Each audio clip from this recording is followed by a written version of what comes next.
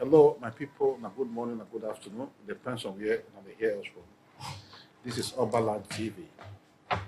So today we deal with one of our important brothers, we say, Ina Tokinadu, and he's a prince for one royal kingdom. So as the matter they go, we don't say he just will come down and he don't do so many things too as well. So today we decide to come meet and one-on-one. Maybe we can ask questions regarding things we say in don't they do, and as they see the matter they go. So make it not be like say I'm they do it myself. I would like we can introduce this our wonderful prince come this our studio for this little discussion we say one get with her. Prince, welcome to Oberland TV. Thank you so much for inviting me. So we would like first of all make you just introduce yourself to our audience. Okay. Once again, I'd like to make my introduction in such a way that people will understand who I am as a Benin person, Very well. regardless of where I pitched my tent. Very well. Okay. By name, I am Prince Ephraim Odiakosa. I am the son of Esige Ndoka, the son of Nwabuke Maigbo, the son of our name Osenwike, which is an Igbo translation of Oseweka. Oseweka. Okay. The son of Egodo, the son of Ofoko Osanwengwe, the son of Osazuwa Nogbe, Oba Nisika Ubaheze, the son of Queen Elaba and Oba Esigi, the son of Queen Idia and Oba Ozoloa, the son of Oba Iware the First, the Great. Thank you very much. Thank you very much. So my people who are not here now. So if we see maybe we call Lincoln, we will talk this story go long well because we for like we could ask him the question we say regarding this the kind of lineage we say he come from. Those are say he don't mention different kings where we say they don't play important role for Benin Kingdom. And at last we can say he can't link now to the present monarchy of Benin Kingdom today. So we say you do well for that little brief introduction we say you give us. The reason why we say we get interest for your matter, we see your approach to the palace the first day we say you just enter the palace. And one strong thing we say come our mind, you know, a lot of people they visit the palace before, and when they see other people we say come from the same monarch, we say they visit the palace before. But there was one important thing, and it make difference, even despite the area where we say you come from. We don't say yes, you want to live for the country. But there is one important thing we say you do. First, when we talk about the way we say you take come out, just the way you dress now. So a lot of people were triggered. They come they say, why is it like this? Who is this person? So the first of all, the side attractions that comes to people wonder, say, why would this person dress like this? Okay. So that one catch our attention as well. But they say, no, we get to talk more on this issue about this person. Okay. Why you decide that should enter the palace that very day to come in this kind of attires? I'm going to speak both in Enuane and in Benin. Very well. Nwaoba Erioba. Nweze bụ eze. Oyoba Rioba.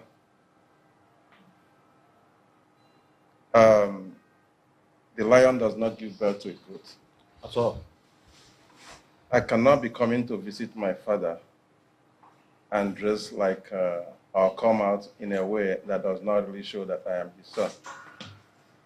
So coming there, I know I was coming to represent my ancestors from the other who reside in the other side. And I have to bring that royal presence because I am a prince by the grace of God. I didn't pay God to make me a prince. It is by birth. It is by his own decision.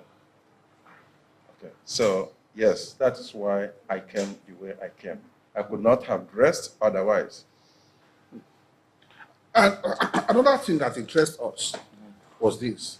You know, even when you came with those attires you came with and entered the palace and you received a lot of honors, greetings, there is another, I would say it's not normal, you know, your humility, the way you attended to the audience, even while they meet you up. I can remember when I spoke with you, you said something. You can't tell me, say, even the media that you come across, you don't even know them before. When you were surprised when they begin to ask you series of questions and you get responding to them. But the thing is, say, not be just normal thing when you respond to them like that. You know, we first have some humility on you, even while you are a prince. Thank you. So, could you please tell us why you get this kind? Is it just because of the home training or because of the culture or the tradition? What will make you get this kind of humility? All three put together. Okay, the thing you put together, what do you mean by that?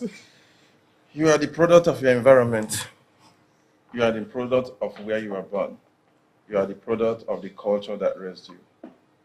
Like I said before, a lion does not give birth to a goat. When it comes to humility, no matter what we are, no matter what we think we do, no matter what we think we have,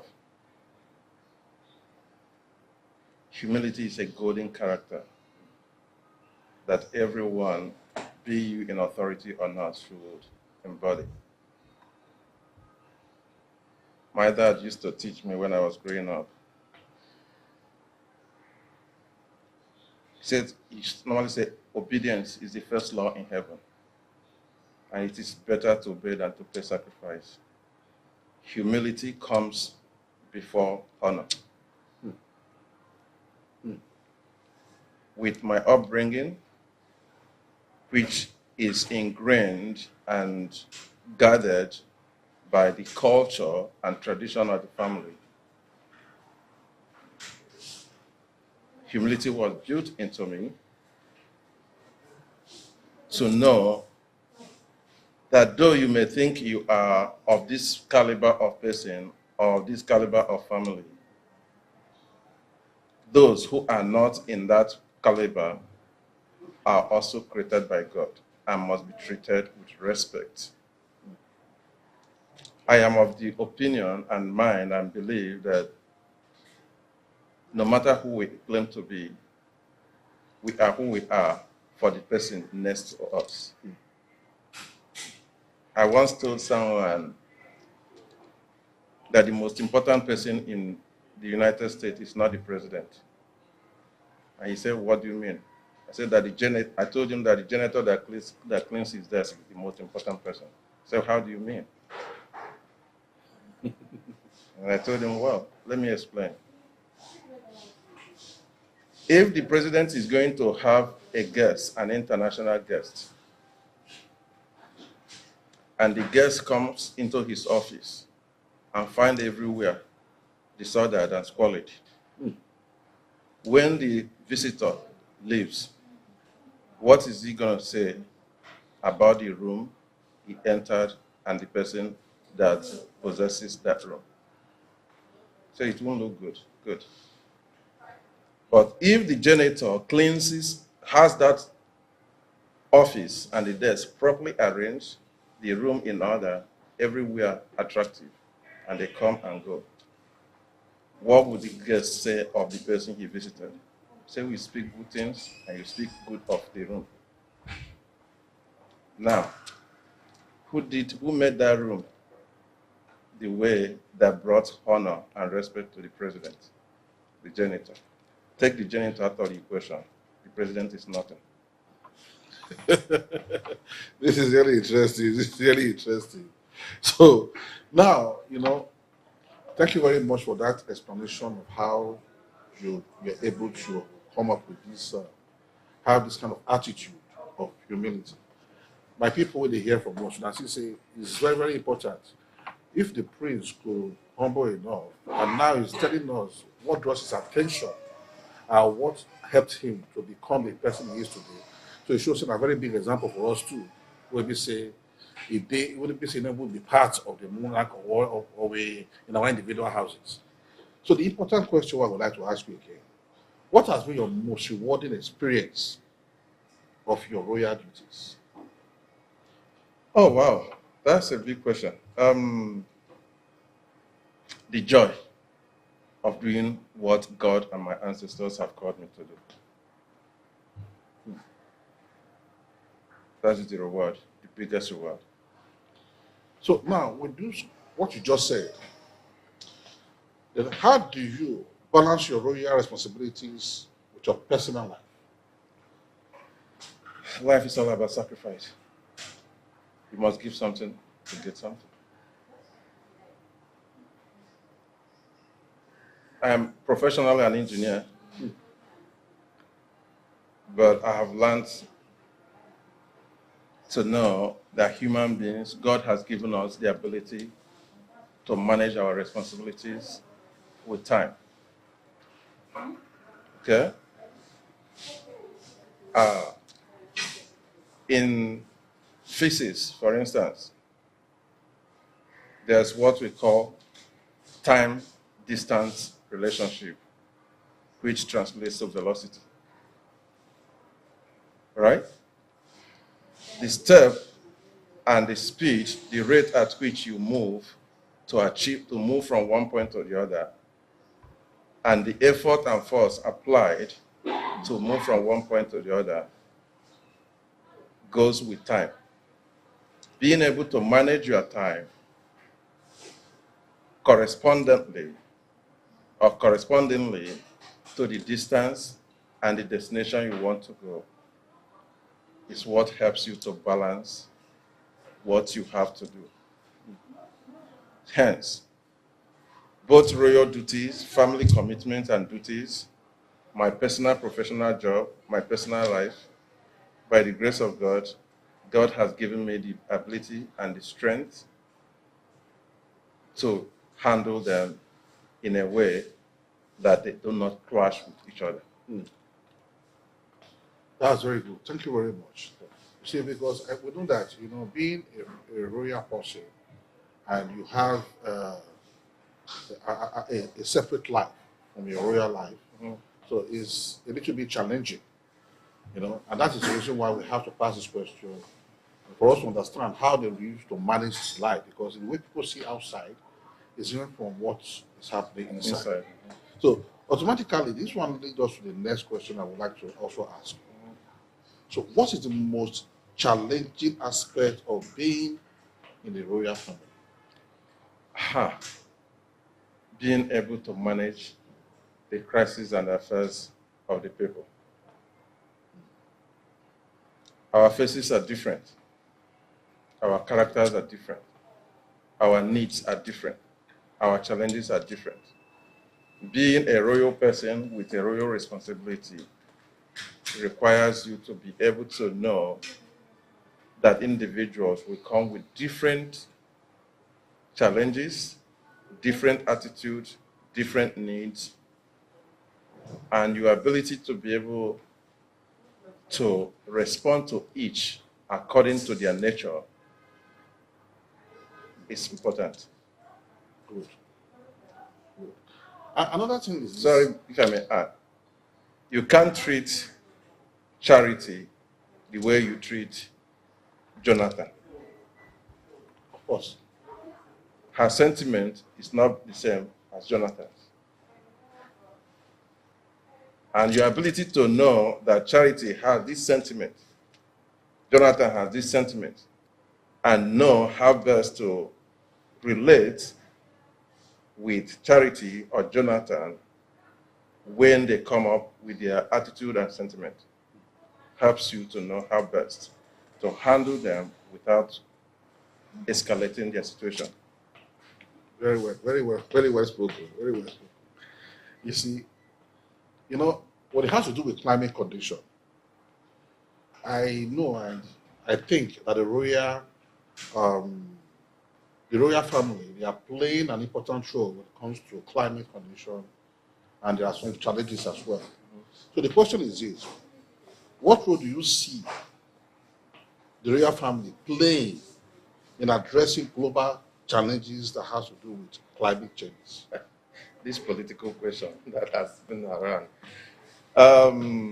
Yeah, that is a question that is very essential but has become politicized. I'm going to leave the political aspect of it for those who are into politics and then handle what is common sense. Okay.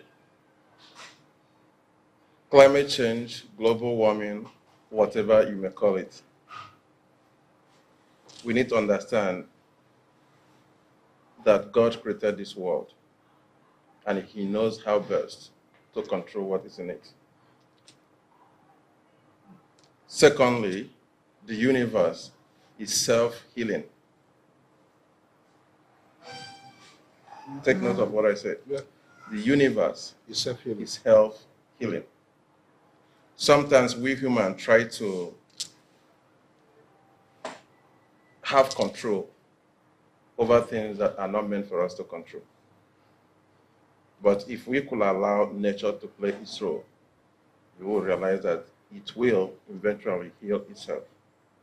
Now, having said that, there are certain roles that we also have to play. Because if we go by, for those who believe in the Bible and the content of the Bible, when God put Adam in the Garden of Eden, what the first commandment he gave to him is what? Tend the garden. We have the responsibility to tend the earth because it's our garden. Tending the garden means doing everything necessary to make sure that it is good, conducive, unpolluted for us to inhabit. Ensuring environmental cleanliness, which include both the ground and the air, is key. And we all owe that as a responsibility to ensure that the air and the land and the water is safe for every one of us to inhabit. Thank you very much. Thank you very much. You know, the world, like you said, is a global scale, and a lot of things are happening. There's another thing that, personally, I always meditate about, you know, when it comes to the monarchy. Like, for instance, the question I would like to ask, because now we are living in the modern day, things are changing. There are cultural activities, even now, being upgraded to the another stage, not as the way it was before. Even the dressing code has changed. But the question now is this: how do you envision the monarchy evolving in the modern world? Aha. There are things that are unchangeable, and there are things that can be changed. Traditions, there are traditions that are grounded as foundations. And to make an attempt to change those traditions is tantamount to having a mansion built on a solid ground, and then you decide to chip away the foundation. It will come to an end. That mansion is going to collapse.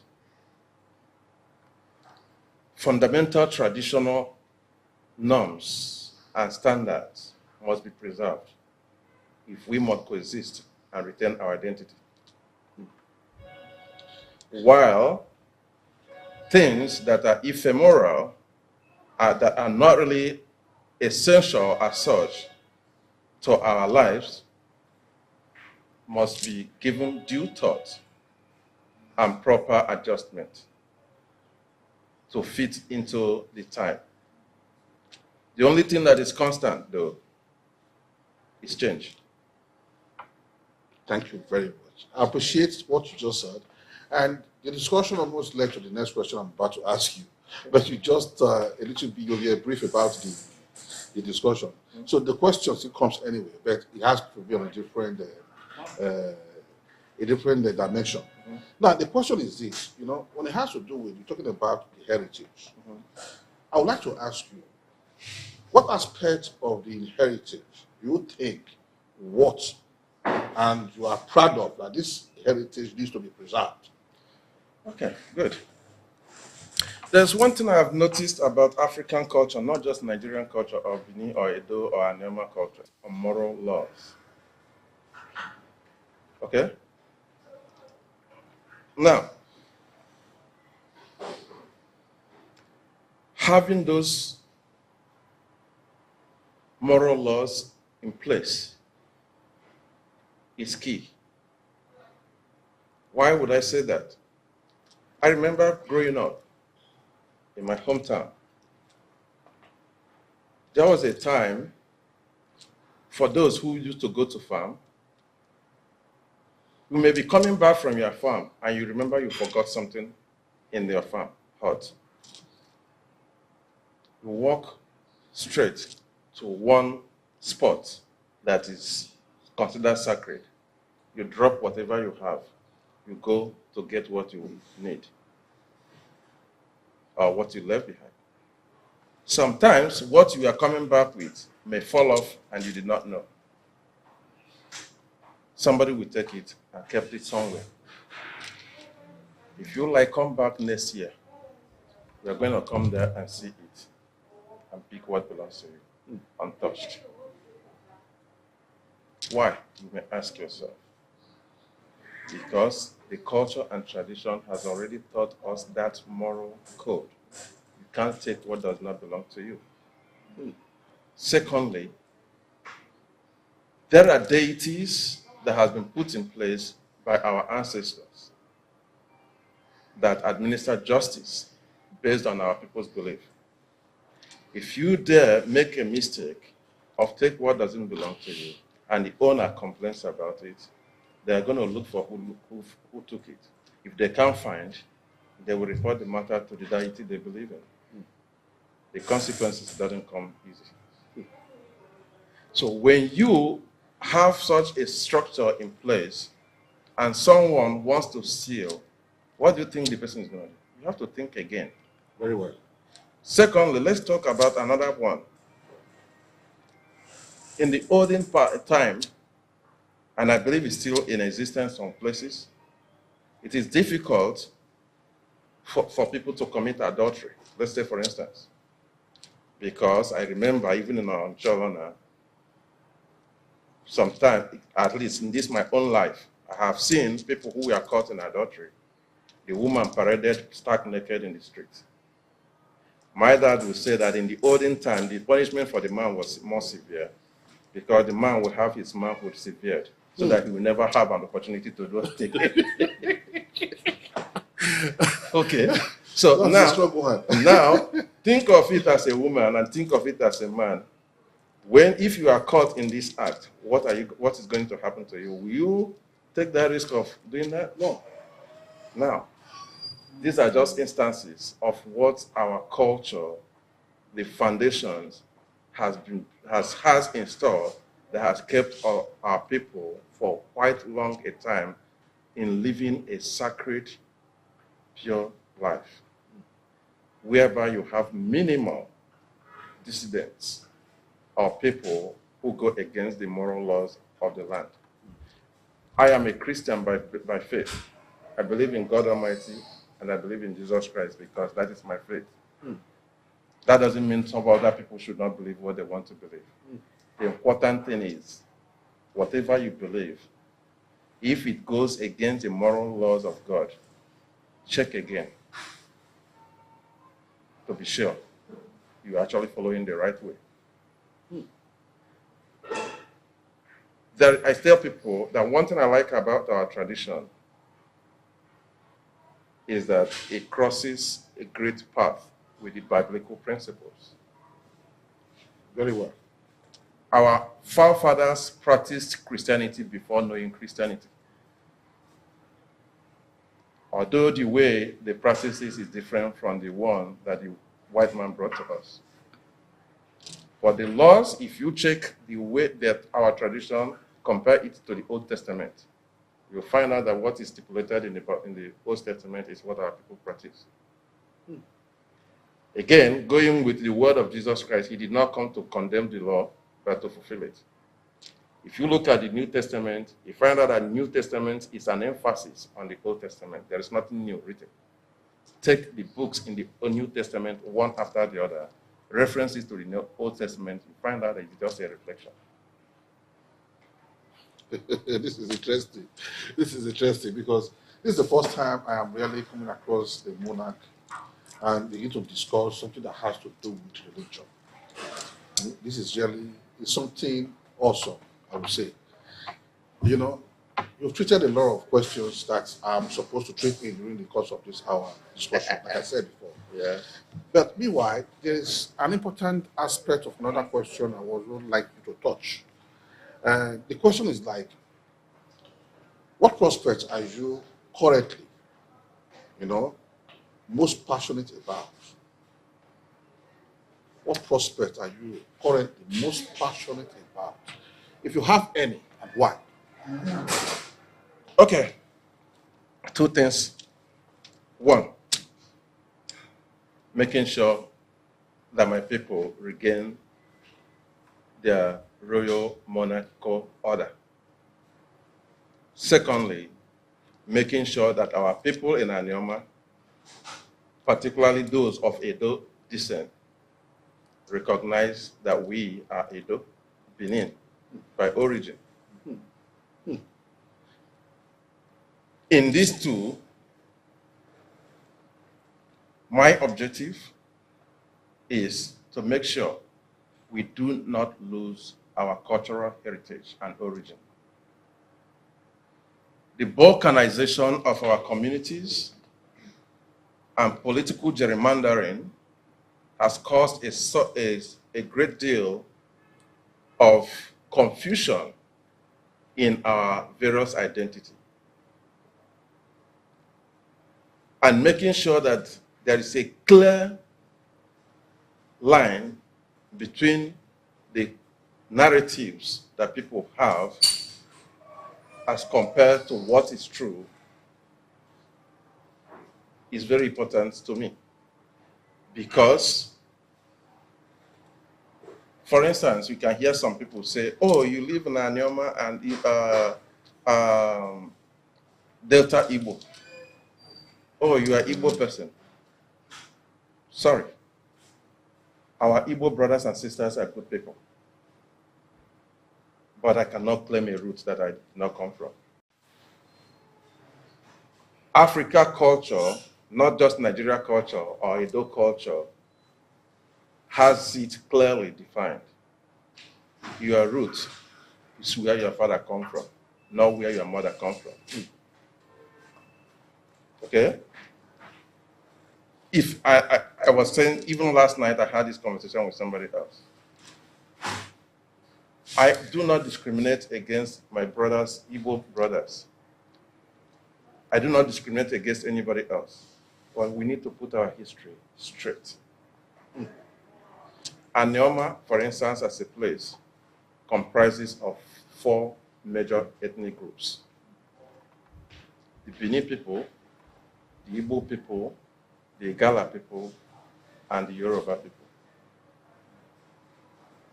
Fortunately for me, I embody all 4, I mean.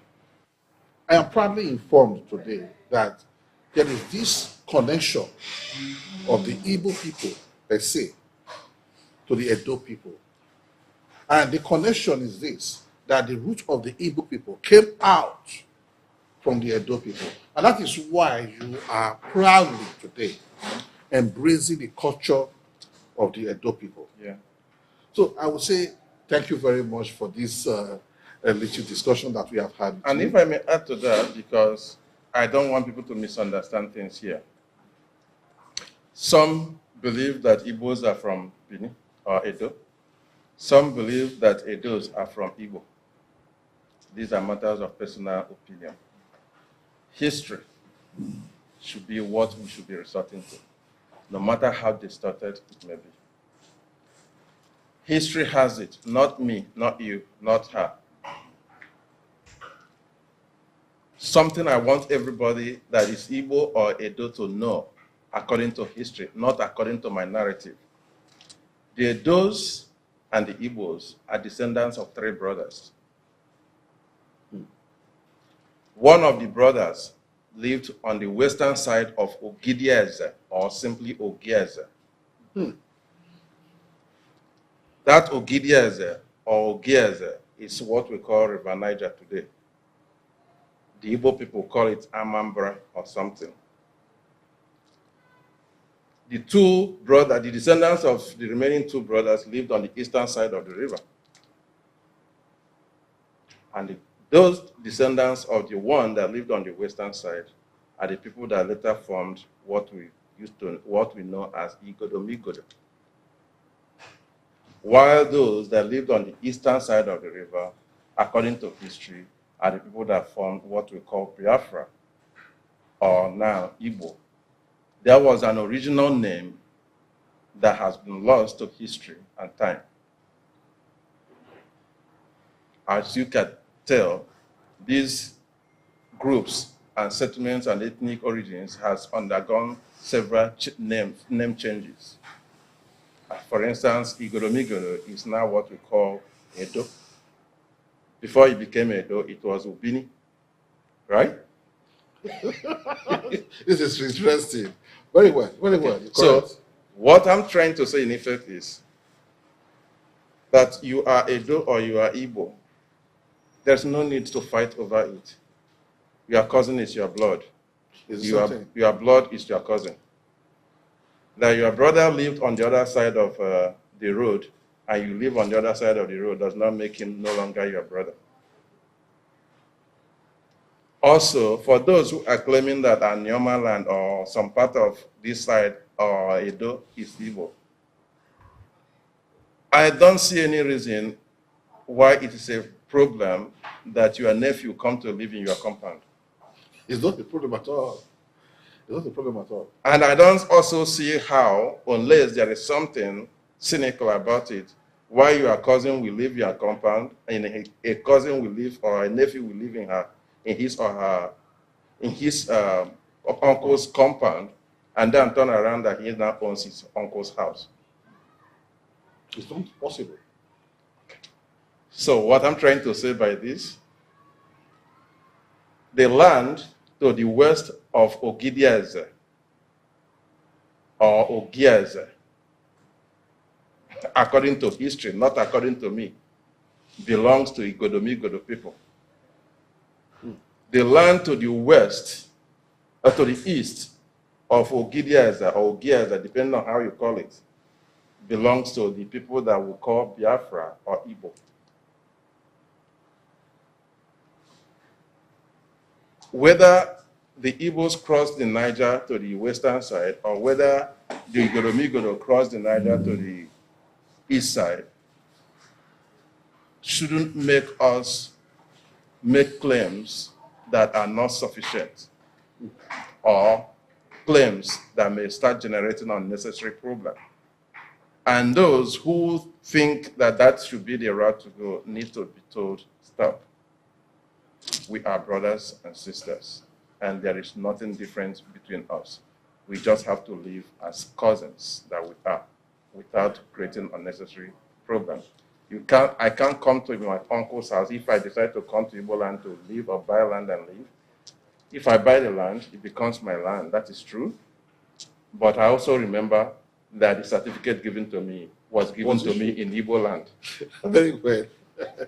Likewise, if I come to Edo land to live and my uncles or brothers in the Edo land decide to sell land to me, you own the land, but the certificate knows very well that it was sold to you or given to you to live by a Edo person.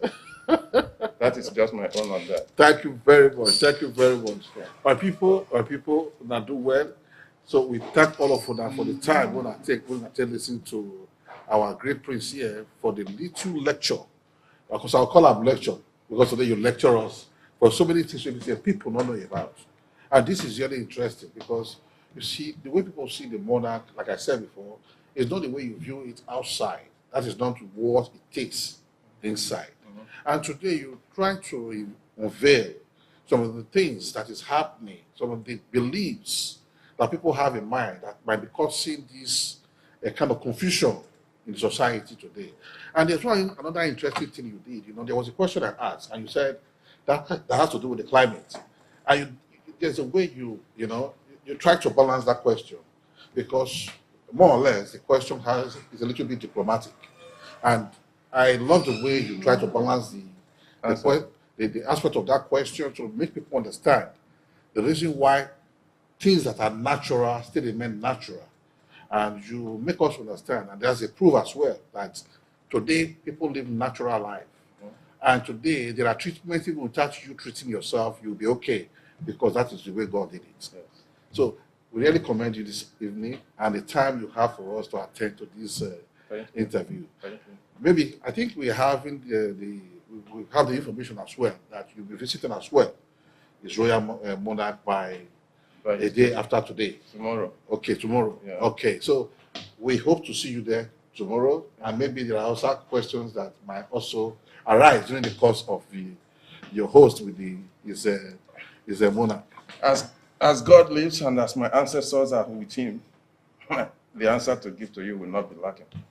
Thank you very much. All right. We appreciate you. Thank you. So, my well viewers, now here we want to our court close for this interview. We'll be saying we don't do with our great prince today. I beg for those of you now be saying one of Oberland, make una just go on our YouTube channel and other social handles. Make una just write them there, Oberland TV. So that we see important things we be say we're going to do for this our Benin Monarch and other people from those states and all over the world. We say we're going to do well for the time. We'll be saying I'm going to take listen to this wonderful interview with this our great prince. We say thank you very much. Thank you. And we hope to see you tomorrow. Thank you so much. It's nice meeting you.